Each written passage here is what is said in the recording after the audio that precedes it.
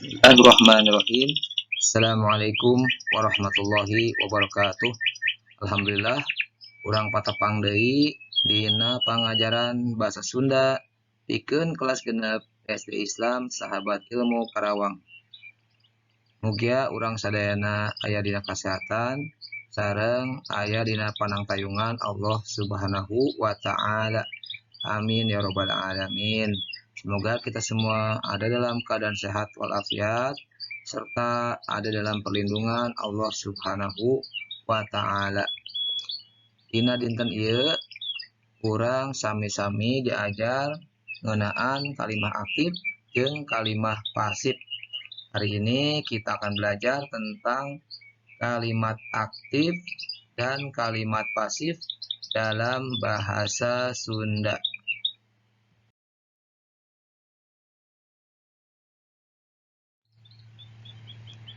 Sateacana hayu urang titenan unsur-unsur kalimah. Sebelumnya mari kita perhatikan unsur-unsur dalam satu kalimat. Yang pertama ada jejer atau subjek.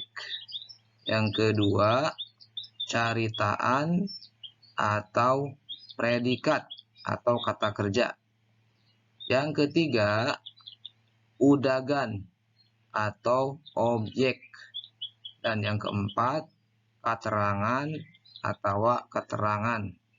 Di dalam suatu kalimat yang sempurna, kalimat yang lengkap harus ada jejer, caritaan, udagan, jeung keterangan. Harus ada subjek atau pelakunya, predikat, kata kerjanya atau objeknya, serta ada keterangan. Kalimah aktif jeung kalimah pasif. Kalimah aktif nyaeta kalimah anu jejerna migawe hiji pagawean. Artinya kalimat aktif kalimat yang subjeknya mengerjakan suatu pekerjaan. Contohna, kucing ngudag berit, kucing mengejar tikus. Kucing di sini sebagai jejer atau subjek atau pelaku. Ngudag atau mengejar sebagai caritaan atau predikat atau kata kerja. Dan berit alias tikus dia sebagai udagan atau objek. Contoh yang kedua, Nabil keur najong bola. Nabil sebagai jejer, keur najong sedang menendang, itu adalah caritaan atau predikat, dan bola atau yang dikenai suatu pekerjaan dia sebagai udagan atau objek.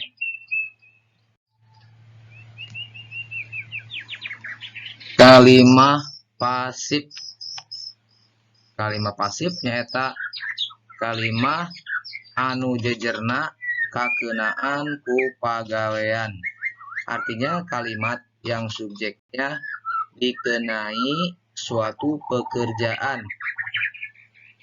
Objek kalimat aktif berubah menjadi subjek pada kalimat pasif.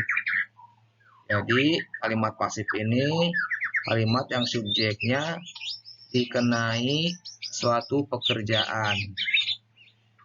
Dan jika di dalam kalimat aktif objeknya menjadi subjek dalam kalimat pasif. Contohnya, buku dibaca ku Maryam. Buku sebagai udagan atau objek, dibaca sebagai caritaan atau predikat, dan Maryam sebagai jejer atau pelaku atau subjek.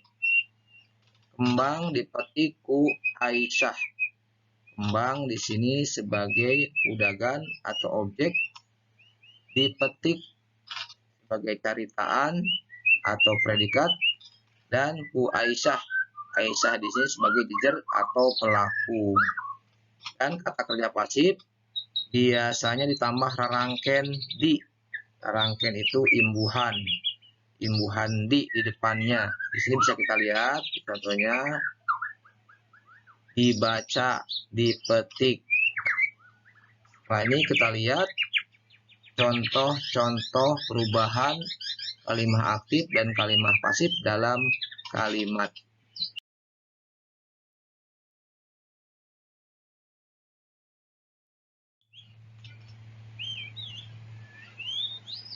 Baik, sekarang kita lihat perubahan dari kalimat aktif ke kalimat pasif dan sebaliknya. Kita lihat di sini, kucing ngudag berit.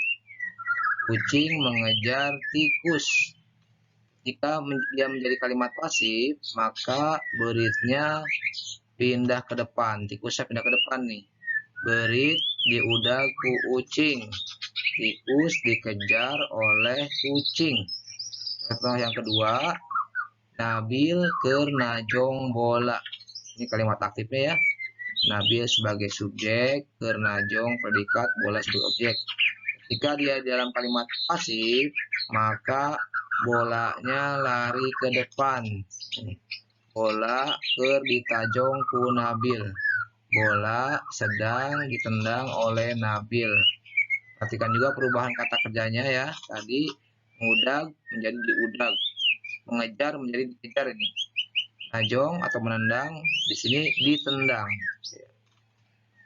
Kemudian ini kebalikannya, perubahan dari kalimat pasif ke kalimat aktif. Buku dibaca ku Maryam. Buku dibaca oleh Maryam. Kalimat aktifnya, Maryam maca buku.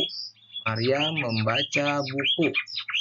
Lalu contoh yang kedua, kembang dipetik ku Aisyah. Aisyah petik kembang. Nah, demikian 4 contoh kalimat.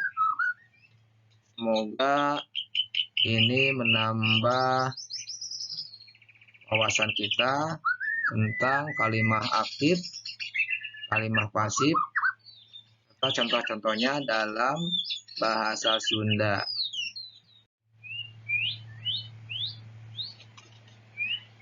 Demikianlah pelajaran kita hari ini.